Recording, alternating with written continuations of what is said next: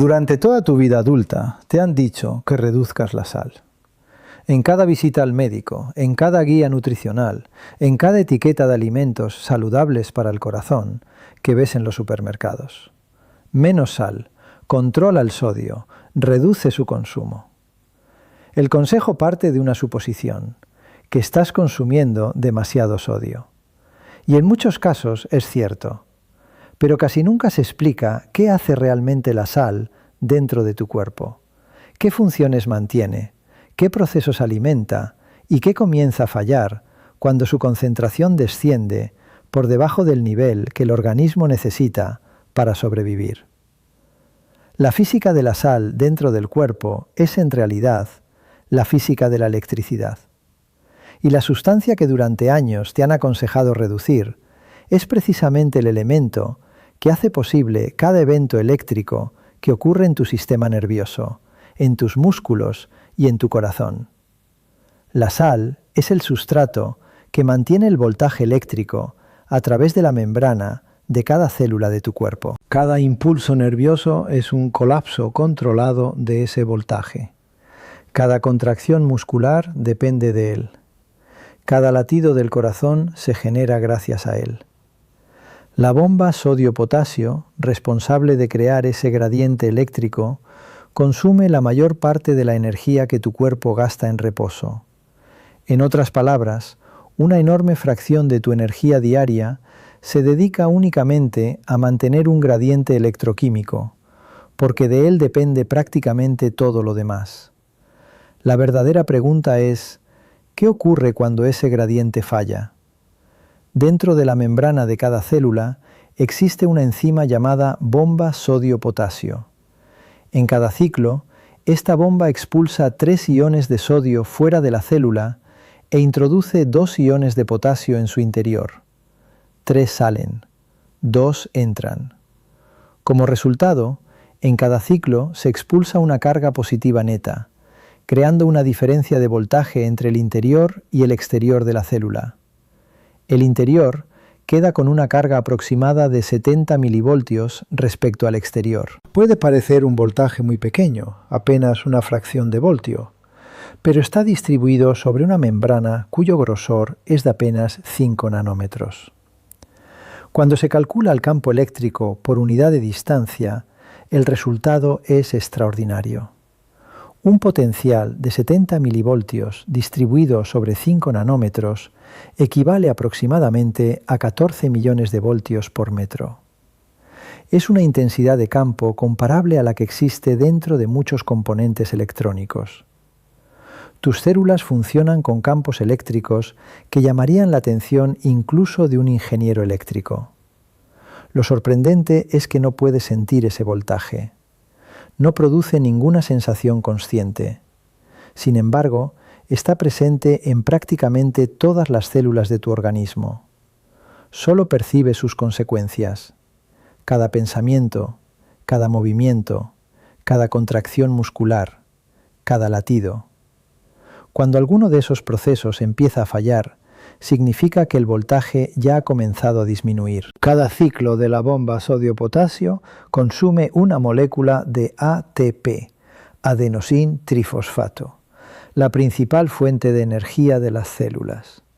La bomba rompe esa molécula de ATP, aprovecha la energía liberada y la utiliza para transportar sodio y potasio en contra de sus gradientes naturales de concentración. Empuja el sodio hacia donde ya existe más sodio y mueve el potasio hacia donde ya existe más potasio. Mover partículas en contra de su gradiente requiere energía, del mismo modo que bombear agua cuesta arriba requiere trabajo. La naturaleza siempre intenta igualar las concentraciones. La bomba trabaja continuamente para impedirlo. Funciona mientras duermes, mientras comes, mientras haces ejercicio, mientras descansas. Nunca se detiene, porque el gradiente eléctrico tampoco puede detenerse. El cuerpo necesita ese voltaje cada segundo de cada día. Si la bomba dejara de funcionar durante apenas unos minutos, los gradientes de concentración comenzarían a desaparecer. El sodio volvería lentamente al interior de la célula. El potasio escaparía al exterior. Y el voltaje empezaría a caer hasta aproximarse a cero. La bomba sodio-potasio es el proceso continuo más costoso desde el punto de vista energético en todo el organismo. Está funcionando al mismo tiempo en prácticamente todas las células de todos los tejidos durante toda tu vida. Cuando una célula deja de recibir oxígeno y disminuye la producción de ATP, la bomba es uno de los primeros procesos en ralentizarse porque también es uno de los mayores consumidores de energía. En cuestión de minutos, el gradiente comienza a desaparecer. El sodio entra, el potasio sale y el voltaje eléctrico se desploma. Eso es exactamente lo que ocurre a nivel celular durante un infarto o un accidente cerebrovascular. La bomba pierde su fuente de energía, el gradiente colapsa y la actividad eléctrica de la que depende ese tejido deja de existir. Estudios fisiológicos estiman que aproximadamente el 30% del metabolismo basal del cuerpo se dedica únicamente a mantener funcionando esta bomba. Se calcula que existen alrededor de 37 billones de células en el organismo humano y cada una realiza miles de millones de ciclos de bombeo cada día. El gasto energético total es enorme. El cuerpo no dedicaría cerca de un tercio de toda su energía en reposo a un proceso innecesario. Lo hace porque de este gradiente dependen todos los impulsos nerviosos, todas las contracciones musculares y cada uno de los latidos del corazón. En cierto sentido, cada célula funciona como una batería. Una batería almacena energía en forma de un gradiente químico y la libera como corriente eléctrica cuando se cierra un circuito. Tus células hacen exactamente lo mismo. El sodio concentrado fuera de la membrana y el potasio concentrado en el interior crean una diferencia de potencial electroquímico lista para convertirse en electricidad cuando sea necesario. La célula es la batería. El sodio actúa como el electrolito y la bomba sodio-potasio es el cargador que trabaja sin descanso, consumiendo ATP para mantener esa carga de la que depende todo el sistema. Pero, ¿qué ocurre cuando esa batería se descarga? Cada impulso nervioso de tu cuerpo es, en realidad, la destrucción controlada y momentánea de ese voltaje. Todo comienza cuando un estímulo alcanza una neurona y el voltaje de su membrana llega a un umbral aproximado de 0,55 milivoltios. En ese instante, los canales de sodio dependientes del voltaje se abren de forma casi instantánea. El sodio que la bomba había gastado tanta energía en expulsar, ahora vuelve a entrar impulsado por su enorme gradiente de concentración. Cada canal permite el paso de aproximadamente 100 millones de iones de sodio por segundo. 100 millones de partículas cargadas atravesando una sola proteína en apenas un segundo. Como consecuencia, el potencial de la membrana cambia rápidamente desde los 70 milivoltios de reposo hasta aproximadamente más de 40 milivoltios, todo ello en menos de un milisegundo. Es decir, un cambio de unos 110 milivoltios en menos de una milésima de segundo. Esa extraordinaria velocidad es la que hace posible la comunicación del sistema nervioso. El cambio de voltaje debe producirse con suficiente rapidez para activar el siguiente segmento de la neurona antes de que la corriente eléctrica se disipe. Todo el proceso, desde la apertura de los canales hasta el regreso al estado de reposo, dura aproximadamente un milisegundo. Ese brevísimo intervalo es suficiente para generar un impulso eléctrico completo, transmitirlo y preparar nuevamente la célula para el siguiente. Cuando tocas accidentalmente una superficie caliente y retiras la mano casi de inmediato, el tiempo que transcurre corresponde al viaje de esa onda eléctrica desde los receptores de tu piel hasta la médula espinal y de regreso a los músculos que producen el movimiento. Cada tramo de ese recorrido depende del gradiente eléctrico que el sodio ayuda a mantener. Después de la fase inicial, los canales de sodio se inactivan automáticamente. Entonces entran en acción los canales de potasio dependientes del voltaje, que se abren unos instantes más tarde. El potasio comienza a salir de la célula, transportando carga positiva hacia el exterior. Gracias a ello, el voltaje vuelve poco a poco a su valor normal de reposo. A continuación, la bomba sodio-potasio restaura la distribución original de los iones. Expulsa nuevamente el sodio que acaba de entrar. Introduce otra vez el potasio perdido. Y recarga el gradiente eléctrico utilizando ATP como fuente de energía. El sistema queda preparado para producir el siguiente impulso. Este proceso continúa a lo largo del axón como una auténtica onda de despolarización. Cada segmento de membrana que cambia de voltaje genera suficiente corriente para activar el siguiente segmento. Así, la señal viaja desde el inicio hasta el final de la neurona sin perder intensidad.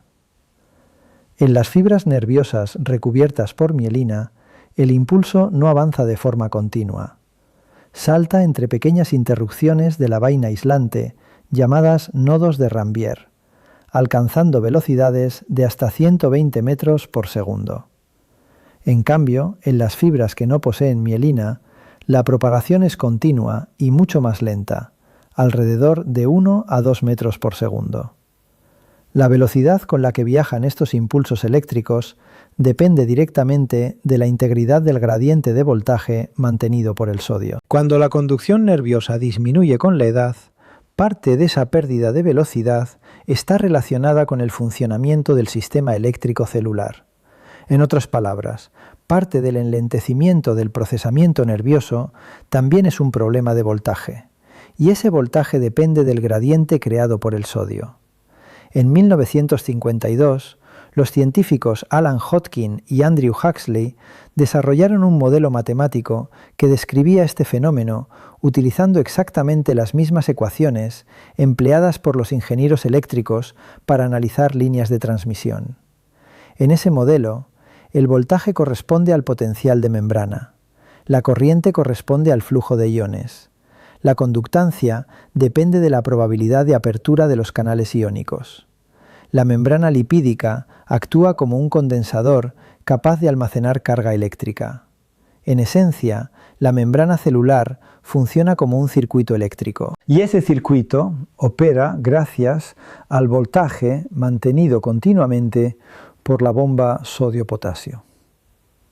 Por este descubrimiento, Alan Hodgkin y Andrew Huxley recibieron el Premio Nobel de Fisiología o Medicina de 1963, demostrando que el sistema nervioso funciona aplicando los principios de la ingeniería eléctrica sobre membranas biológicas. Mi forma de entender las recomendaciones sobre el consumo de sal cambió el día en que comprendí el papel de este voltaje. Cada pensamiento que estás teniendo en este preciso instante, cada recuerdo, cada decisión, cada palabra que lees, es una onda eléctrica desplazándose por tu sistema nervioso, impulsada por el gradiente electroquímico que el sodio ayuda a mantener. Sin ese gradiente, esa onda simplemente no podría existir. Mientras que un nervio necesita recibir una señal para activarse, el corazón es diferente. El corazón genera su propio impulso eléctrico sin necesidad de recibir una orden externa. En una pequeña región llamada nodo sinoauricular existen células marcapasos capaces de despolarizarse de forma espontánea gracias al movimiento coordinado de los iones de sodio y calcio. Ningún nervio les indica cuándo deben activarse. Ningún marcapasos externo controla su ritmo. El corazón produce su propia electricidad utilizando los gradientes iónicos mantenidos por la bomba sodio-potasio, generando alrededor de 100.000 latidos cada día sin recibir una sola instrucción externa. Los canales iónicos presentes en estas células se abren y se cierran siguiendo un ciclo perfectamente sincronizado. Cada ciclo genera una nueva onda eléctrica que se propaga por las aurículas, provocando su contracción. Después, la señal llega al nodo aurículo-ventricular, donde se produce un breve retraso. Ese pequeño intervalo permite que las aurículas terminen de vaciar la sangre hacia los ventrículos antes de que éstos comiencen a contraerse. A continuación, el impulso eléctrico viaja a través de un sistema especializado de conducción que distribuye la señal por todo el músculo ventricular. Gracias a esta secuencia cuidadosamente coordinada, los ventrículos se contraen con fuerza y expulsan la sangre hacia el resto del organismo. Cada latido depende de una sincronización eléctrica extraordinariamente precisa. Cuando observas un electrocardiograma, ECG, lo que realmente estás viendo es el registro superficial de millones de células cardíacas despolarizándose y repolarizándose de forma coordinada. Cada pico y cada valle del trazado corresponden a una fase concreta del movimiento de los iones a través de las membranas celulares. Primero ocurre el evento eléctrico. Después llega la contracción mecánica. La electricidad siempre precede al movimiento, y esa electricidad depende completamente del gradiente de sodio mantenido por la bomba sodio-potasio. Cuando los niveles de sodio disminuyen de forma importante, esa secuencia comienza a alterarse. La reducción del gradiente modifica la duración de cada potencial de acción cardíaco. Los intervalos entre la despolarización y la repolarización ventricular pueden prolongarse. La sincronización deja de ser perfecta. Como consecuencia, aumenta el riesgo de desarrollar arritmias, alteraciones del ritmo cardíaco, producidas porque la actividad eléctrica pierde la precisión temporal que necesita para funcionar correctamente. En situaciones graves, el ritmo del corazón puede volverse completamente desorganizado. Las células marcapasos dejan de operar sobre el gradiente para el que fueron diseñadas. El sistema eléctrico comienza a fallar, y el músculo cardíaco ya no puede mantener un ritmo eficaz.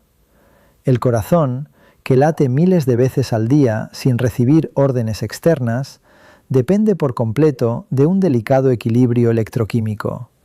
Ese equilibrio tiene un límite. Cuando el gradiente cae por debajo del nivel necesario para que funcionen los canales iónicos, el sistema entero empieza a perder estabilidad.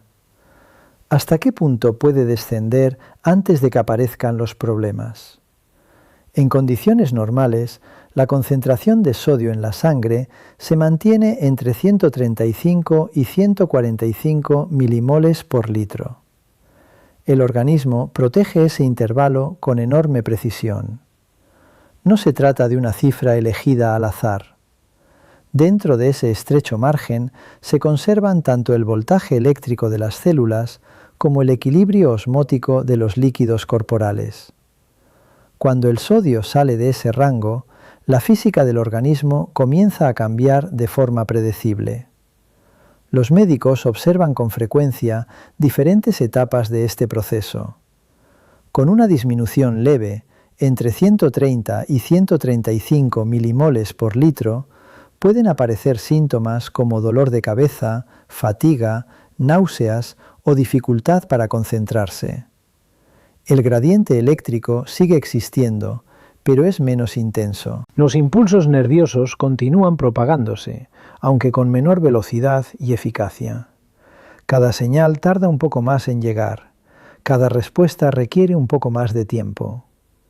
Muchas personas describen esta sensación simplemente como sentirse apagadas o con la mente más lenta. Con frecuencia atribuyen estos síntomas al estrés, a la falta de sueño, al envejecimiento o a la deshidratación. Sin embargo, en algunos casos también podría estar contribuyendo una alteración del gradiente electroquímico. La diferencia es tan sutil que pocas personas pensarían en relacionarla con el consumo de sodio. Y precisamente por eso, muchas veces pasa completamente desapercibida.